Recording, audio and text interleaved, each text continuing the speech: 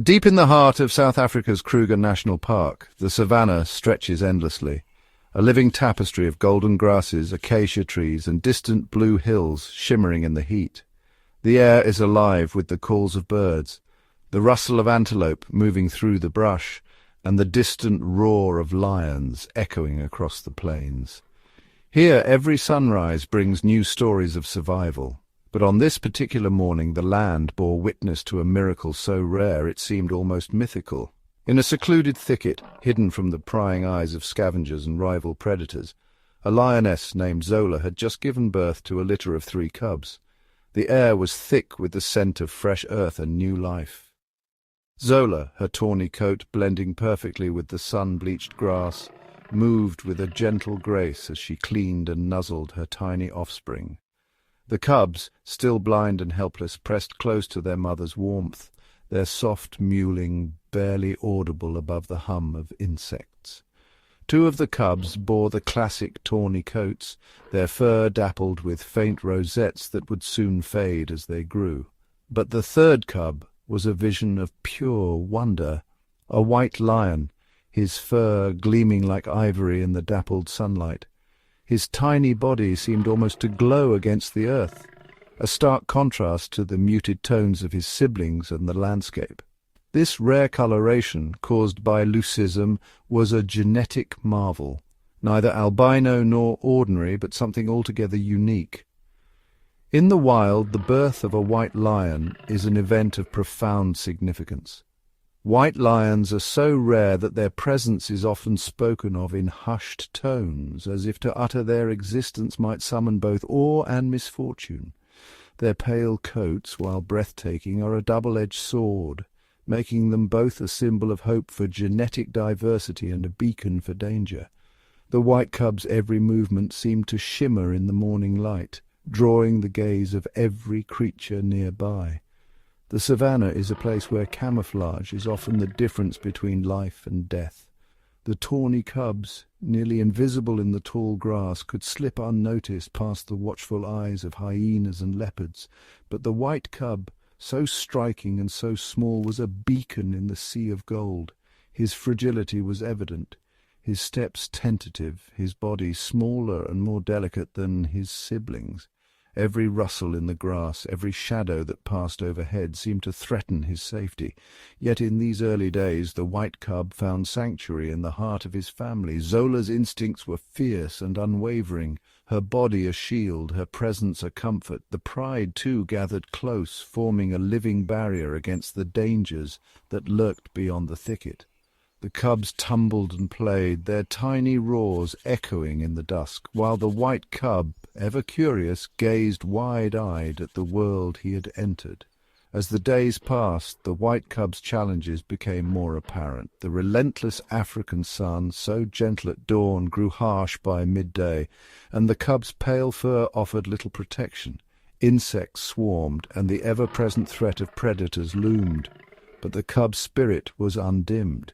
He explored, he played, and he learned, his every action a testament to the will to survive.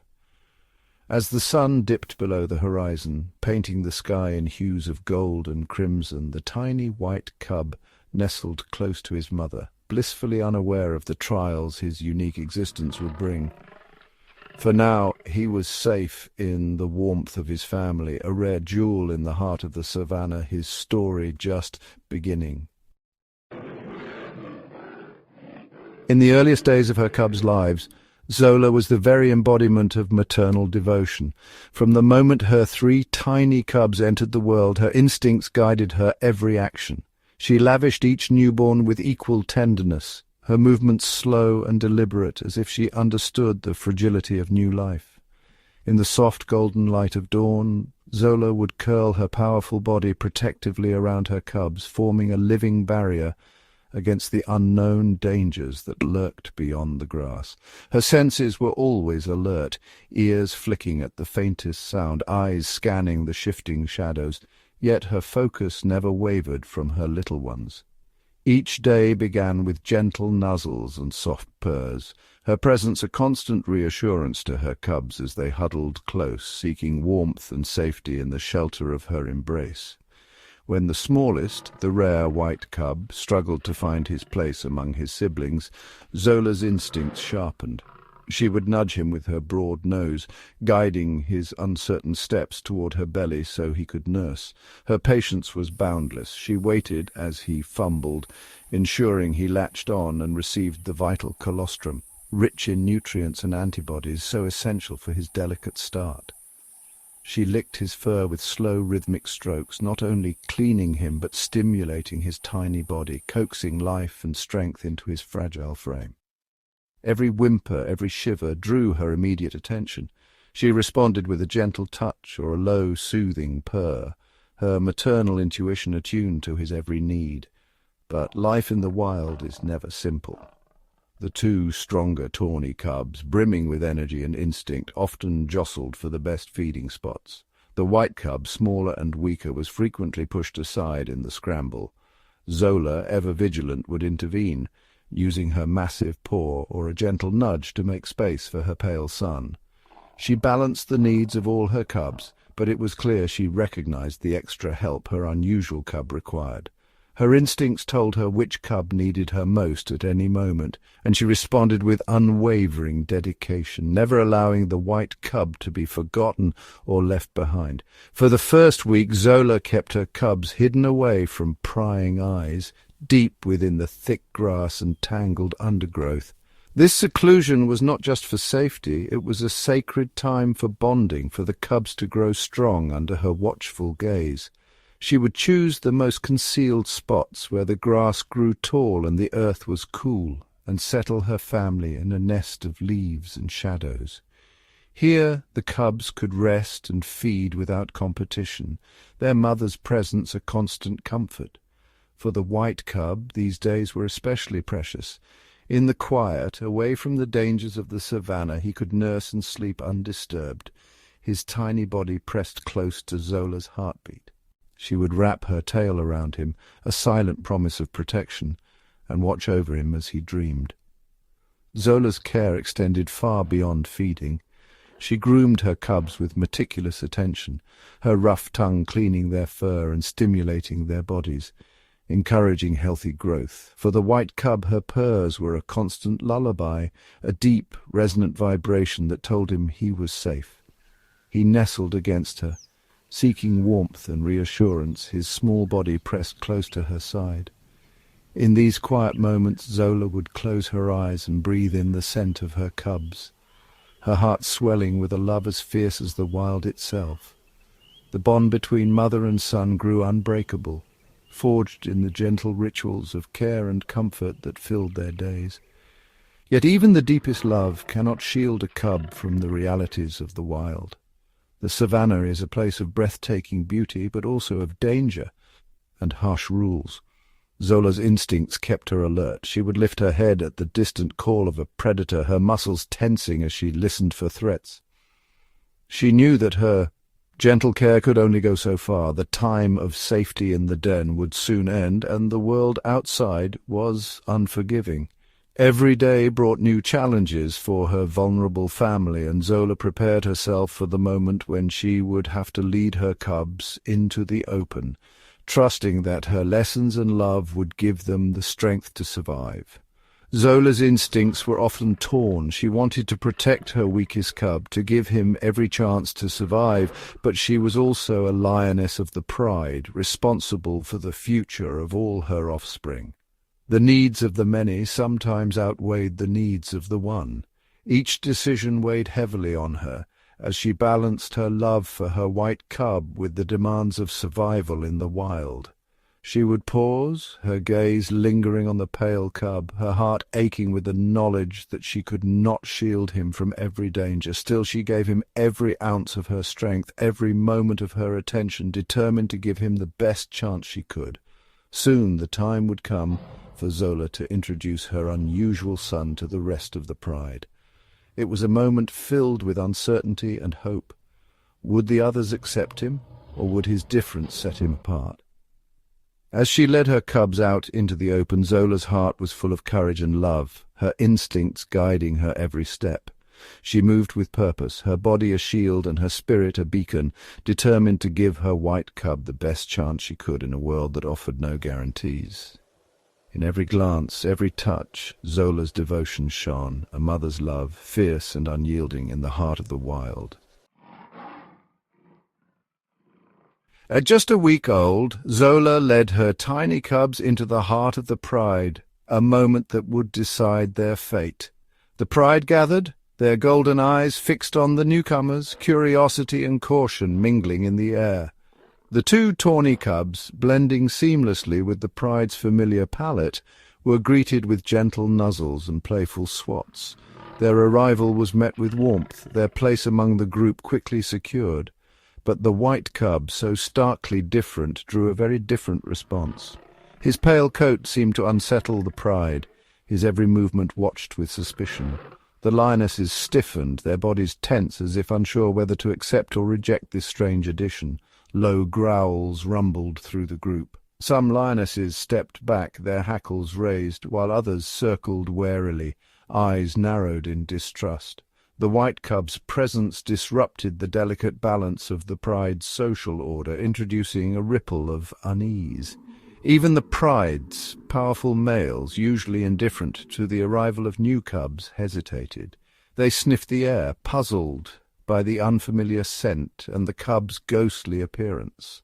Their uncertainty only deepened the tension as the pride waited to see how the leaders would respond. The white cub found himself on the margins, denied the communal grooming and affection that his siblings enjoyed. The pride's social bonds, so vital for survival, were withheld from him. He watched as his siblings tumbled and played, their laughter echoing while he remained alone. Zola, sensing the growing hostility, positioned herself protectively between her pale cub and the rest of the pride. Her body was a barrier, her gaze a warning, yet even her presence could not erase the message. The white cub was an outsider, a disruption to the pride's unity. As days passed, the divide only grew. The tawny cubs were quickly absorbed into the pride's daily life, learning the rules of play and hierarchy. The white cub, however, struggled for acceptance. His every attempt to join met with cold shoulders or outright rejection.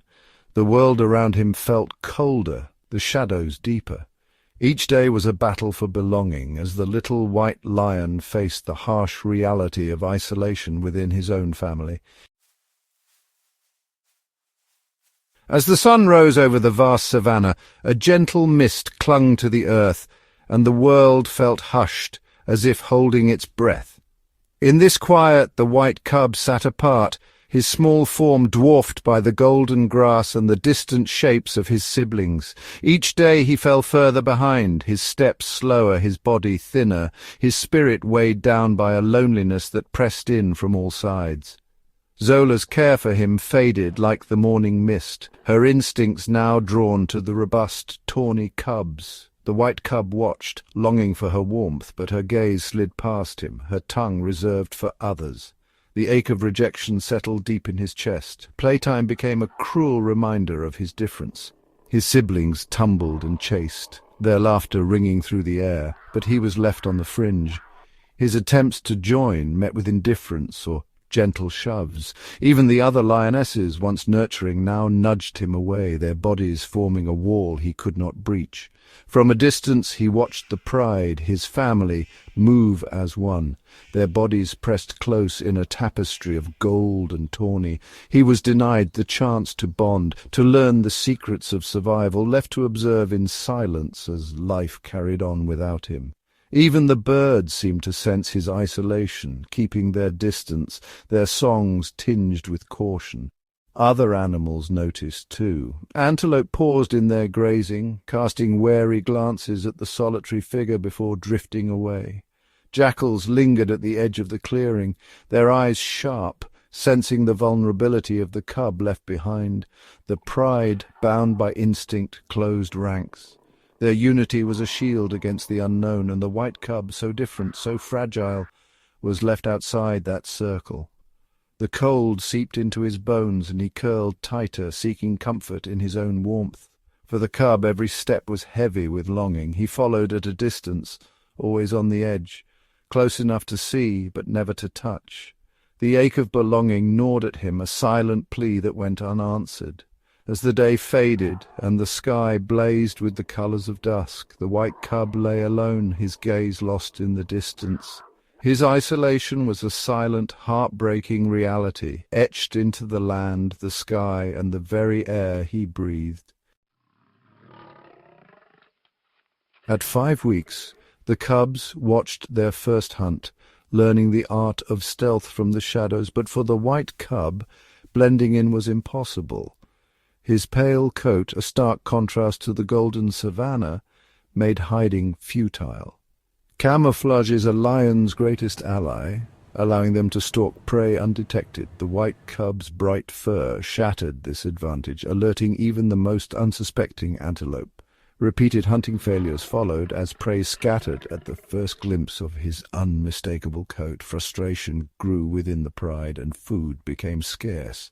The white cub, unable to hide, was blamed for empty bellies. In the wild, survival depends on the group's success, and any weakness is quickly noticed. Even Zola's patience wore thin as hunger gnawed at the pride. The evolutionary cost of white fur became painfully clear. At first, the cub's uniqueness was a marvel, a rare sight in the wild. But nature is unforgiving. As the pride's struggles mounted, his difference became a burden. Hostility replaced indifference, and the cub's social acceptance faded. In the wild, standing out is dangerous. Not only does it hinder hunting, but it also makes the cub more visible to predators and rivals. The cub couldn't understand why he was punished for simply being himself, yet his very nature put him at risk from all sides, prey, predators, and even his own kind.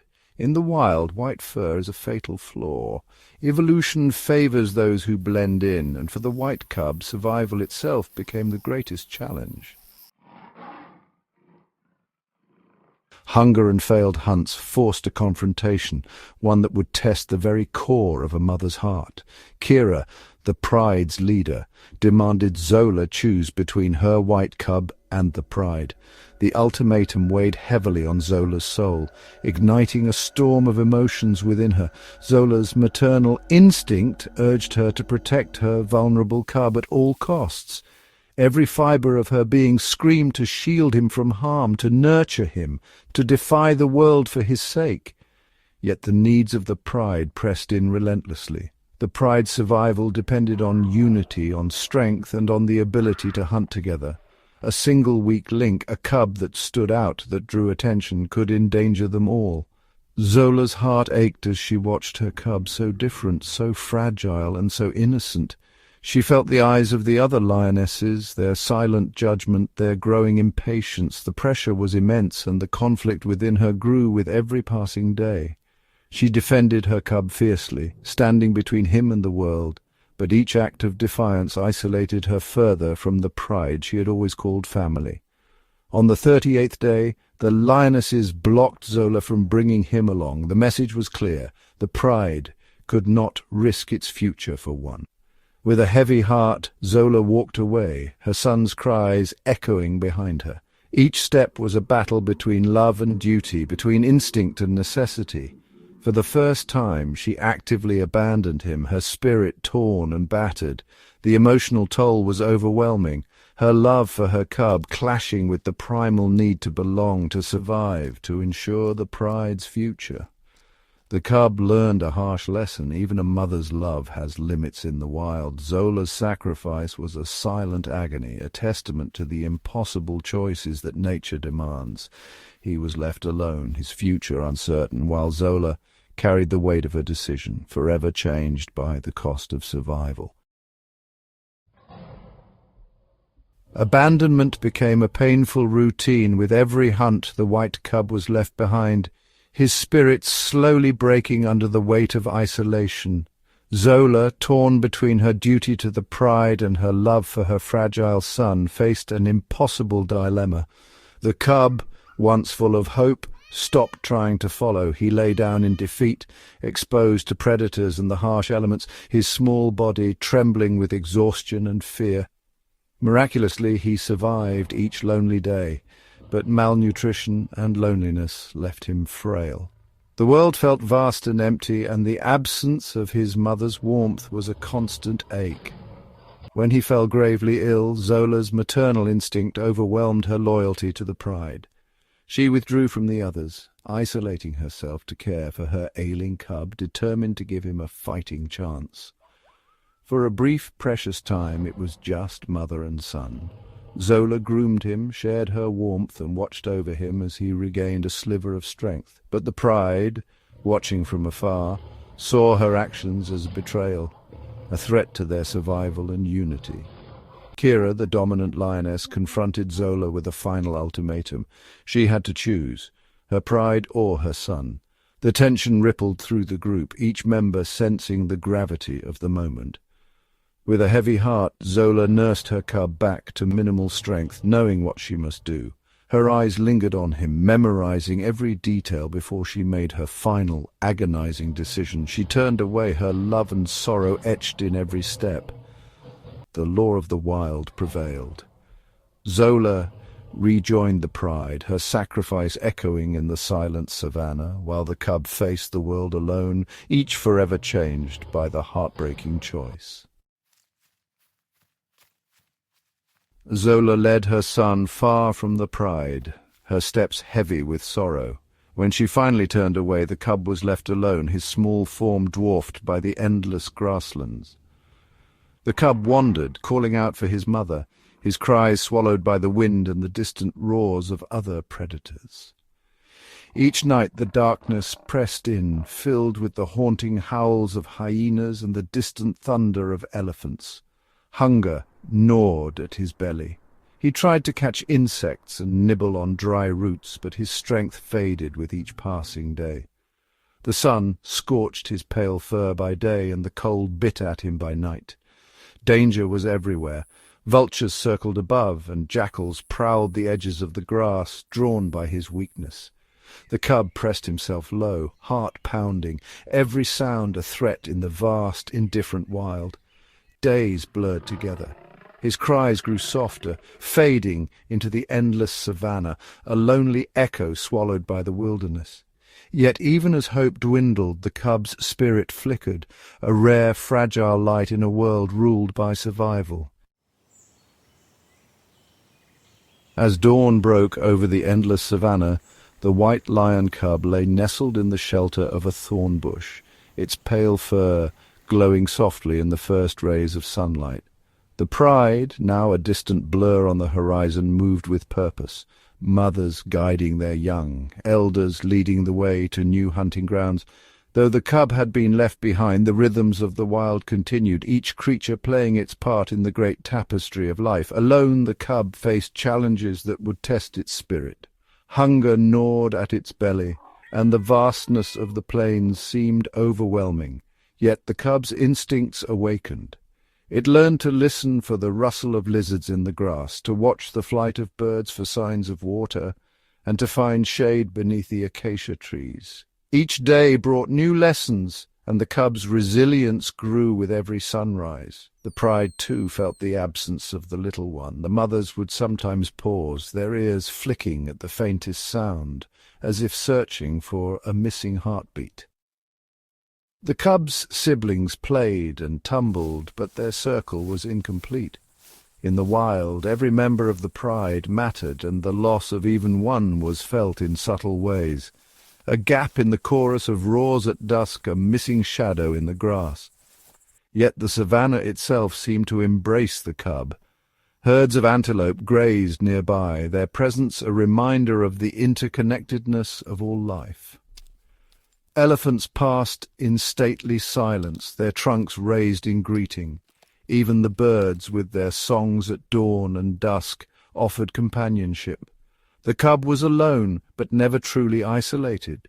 Nature's web held it gently, offering both challenge and comfort. As the seasons changed, so did the cub. Rains brought new life to the land, and the cub learned to find nourishment in unexpected places.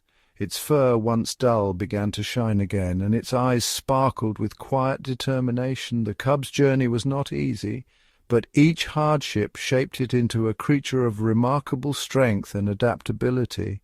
In time, the pride's path crossed near the cub once more. Though they did not reunite, the presence of the white cub on the plains became a quiet legend, a symbol of survival and hope. The pride, strengthened by the memory of the cub, grew more vigilant, more united. Their story became one of resilience, a testament to the enduring bonds of family and the wild's capacity for renewal.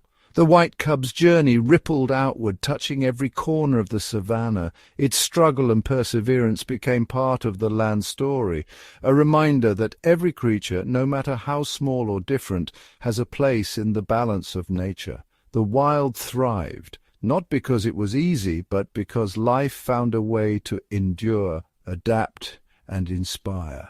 And so, under the vast African sky, the white lion cub's legacy lived on, not in captivity, but in the hearts of the wild, in the strength of the pride, and in the endless promise of a new dawn. The savannah whispered its story to all who would listen. Hope endures, and nature's wonders are never truly lost. As the sun dipped below the horizon, the savannah transformed into a world of shadows and whispers. The white lion cub, now a solitary wanderer, prepared for the challenges that night would bring. The air cooled, carrying with it the scent of damp earth and the distant promise of rain. In the growing darkness the cub's senses sharpened. The sight of stars scattered across the sky like 1,000 watchful eyes brought a sense of quiet awe. The moon, a silvery sentinel, cast a gentle glow over the landscape, illuminating the cub's pale fur against the inky backdrop of night. The sounds of the savannah at night were a symphony of life. Crickets chirped in rhythmic unison, their song a steady heartbeat in the stillness. In the distance, the haunting call of a lone hyena echoed, a reminder of the ever-present dangers lurking in the shadows. The cub's ears twitched at the sound of rustling grass, where unseen creatures moved with practiced stealth. Close by, a family of meerkats emerged from their burrows, their eyes gleaming with curiosity and caution. They foraged in the moonlight, their tiny paws deftly digging for insects and roots. The cub watched them, learning from their vigilance, understanding the importance of staying alert. The night was alive with the soft flutter of bat wings darting through the air in pursuit of nocturnal insects. The cub marveled at their agility, their silent flight a testament to nature's ingenuity. Nearby, a pair of owls hooted to each other, their conversations a blend of mystery and wisdom. As the hours passed, the cub's instincts guided it to a small waterhole. The reflective surface shimmered under the moonlight, a precious resource in the arid landscape. The cub drank deeply, savouring the cool refreshment. Around the waterhole the nocturnal creatures gathered, an unspoken truce held them in balance. A porcupine shuffled by, its quills rustling softly, while a pair of bush babies leaped from branch to branch, their large eyes gleaming with mischief. The night was a world of its own, where survival required both caution and courage. The white lion cub, though young and alone, found strength in the rhythms of the nocturnal savannah. It learned to move with the shadows, to listen to the whispers of the wind, and to trust in the ancient wisdom of the wild. As dawn approached, the first light of day began to chase away the darkness. The cub, now more attuned to the night's secrets, found a place to rest beneath a cluster of acacia trees. The nocturnal symphony faded, replaced by the morning chorus of birds heralding a new day. The savannah, with all its beauty and peril, had embraced the white lion cub. In the heart of the night it had discovered resilience, adaptability, and the enduring promise of survival. And as the sun rose once more, the cub's journey continued, a testament to the strength found in nature's quietest moments. As the first golden rays of dawn spread across the savannah, the white lion cub's solitary journey brought it close to the territory of its former pride. From a distance the older lions gathered beneath the shade of an ancient baobab, their eyes keen and their movements slow with age, yet purposeful and deliberate. The elders, guardians of tradition and memory, watched the cub with a mixture of curiosity and reserve. Among them, scars and faded manes told stories of battles fought and seasons endured. Their presence commanded respect, each movement, each rumbling growl, a language passed down through generations. Tradition dictated that the pride protect its own, yet the appearance of the white cub stirred old beliefs. Some murmured quietly, recalling tales of unusual cubs as omens, symbols of change, sometimes feared, sometimes revered. The elders circled together, forming a living shield for the younger lions, their postures both protective and instructive. With slow, measured steps, an old lioness approached, her gaze unwavering. She sniffed the air, her senses sharp despite the years.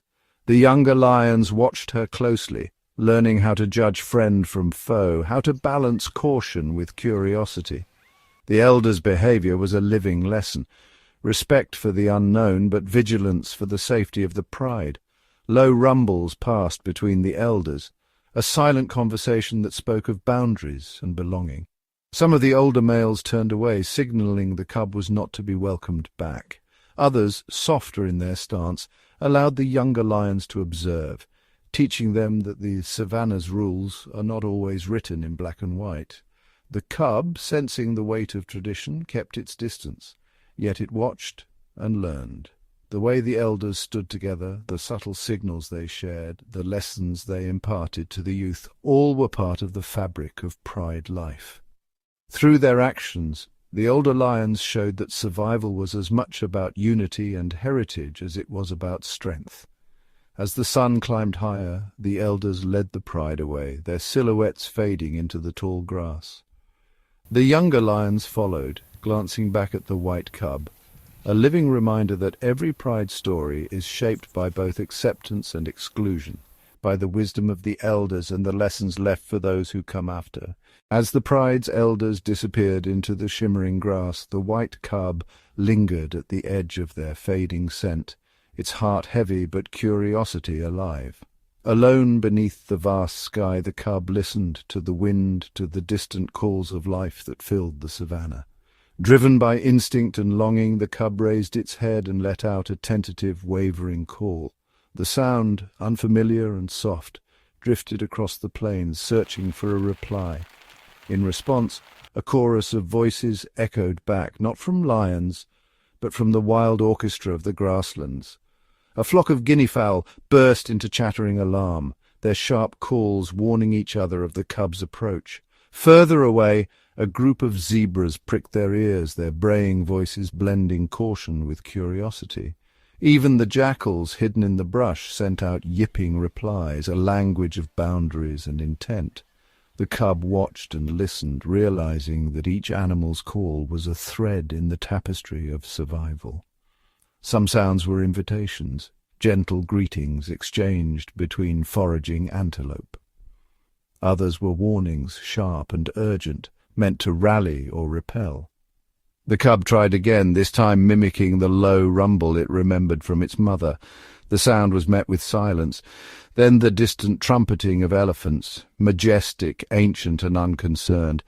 The white cub's voice was lost in the vastness, but its effort did not go unnoticed. A curious meerkat, bold and quick, popped from its burrow, chirping softly. For a moment the cub and the meerkat regarded one another, two outcasts sharing a silent understanding. The meerkat's call summoned its family, and together they vanished beneath the earth, leaving the cub alone once more. Each response, each call taught the cub a lesson. The savannah spoke in many tongues, and every creature relied on its voice to survive. Calls meant safety, warning, reunion, or even hope. For the white cub, learning this language was as vital as finding shelter or food. As twilight painted the sky with gold and violet, the cub settled into the grass, listening to the symphony of dusk. Though its own call went unanswered by kin, the whispers of the wild reminded the cub it was not truly alone. In the language of survival, every voice mattered, even the smallest, even the rarest, even a white cub's gentle plea. As darkness deepens over the savannah, the white cub becomes a silent shadow among the waving grasses. Survival is now a game of instinct and adaptation. Though its pale fur sets it apart, The cub learns to use the land's secrets as its shield. Low to the ground it crawls beneath thorny acacia trees, their tangled branches offering shelter from prying eyes. When a breeze stirs, the cub freezes, letting the rustling grass mask its movements, blending its scent with the earth. It studies the patterns of light and shadow, choosing to move only when clouds blanket the moon, turning the world to silver and grey. The cub listens for the telltale drumming of hooves and the snuffling of predators. When distant hyena laughter echoes across the plains, it flattens its body, heart hammering, trusting its stillness to make it invisible. Sometimes the cub nestles into shallow depressions in the ground, where cool soil and tufts of grass hide its outline from prowling eyes. Rain brings another lesson. The downpour muffles footsteps and washes away scent trails. The cub learns to wait out storms beneath dense bushes, emerging only when the air is thick with the scent of wet earth and the world's predators are distracted. Every sense is sharpened. Ears flick at the faintest sound, eyes scan for movement, and the cub's tiny body tenses at each unfamiliar scent. It watches how antelope vanish at the first sign of danger and mimics their patience, lying still for hours if needed. Night after night, the white cub refines its craft. In a world that notices every difference, it survives by becoming a part of the landscape, silent, watchful, and wise beyond its tender age. Here in the realm of shadows and survival, the cub begins to master the art of staying unseen. As the first blush of dawn stretches across the savannah, golden light spills over the land, painting the grasses with warmth and promise. The white cub, nestled in its makeshift hollow, blinks awake as the world stirs to life. Dew sparkles on every blade, and the air hums with the chorus of awakening birds. In this new day the cub's pale fur, once a mark of separation, gleams like a jewel in the morning sun. With cautious steps the cub rises, its body leaner, but its spirit unbroken. Every challenge of the night, each shadow, each close call has woven resilience into its very being. It moves with newfound confidence, following the winding trails left by herds of antelope and the faint scent of distant kin. Around it, the savannah breathes as one. Zebras graze peacefully, elephants trumpet in the distance, and even the wary eyes of other predators soften in the gentle light. The cub pauses by a watering hole, watching a flock of birds dip and flutter, their songs weaving through the air. It drinks, savouring the coolness, and for a moment the boundaries between hunter and hunted, threatened and survivor, seem to blur. Life here is a delicate balance, each creature playing its part in the grand design. As the sun climbs higher, the cub finds shade beneath a sprawling acacia, its heart beating in time with the pulse of the land. It is not alone. Every rustle, every distant call is a reminder of the interconnectedness that binds all life on the savannah. From the tiniest insect to the mightiest lion, survival is a shared endeavour, a tapestry woven from countless stories, each thread vital. In the embrace of a new day, the white cub stands tall, a testament to the power of adaptation and the quiet strength found in even the smallest of survivors. Here, beneath the endless sky, hope endures, and the circle of life continues, unbroken, resilient, and wondrously alive.